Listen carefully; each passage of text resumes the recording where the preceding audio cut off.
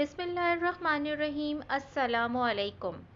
اپنی وفات سے قبل ایک والد نے اپنے بیٹے سے کہا، میری یہ گھڑی میرے والد نے مجھے دی تھی جو کہ اب 200 سال پرانی ہو چکی ہے، لیکن اس سے پہلے کہ میں تمہیں دوں، کسی سنار کے پاس اسے لے جاؤ اور ان سے کہو میں اسے بیچنا چاہتا ہوں، پھر دیکھو وہ اس کی کیا قیمت لگاتا ہے۔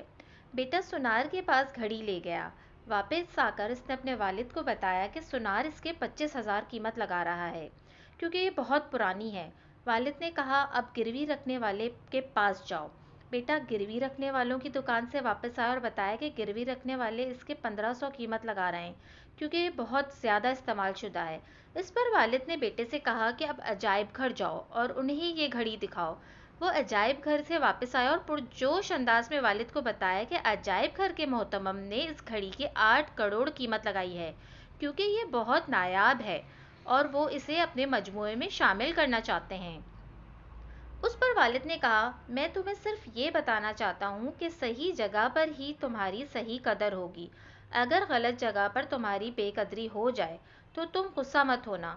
صرف وہی لوگ جو تمہاری قدر پہچانتے ہیں وہی تمہیں دل سے داد دینے والے بھی ہوں گے۔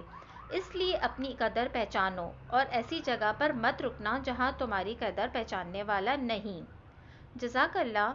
اگر آپ کو میری یہ ویڈیو پسند آئی ہے تو پلیز میرے چینل کو سبسکرائب کرنا نہ بھولیے گا۔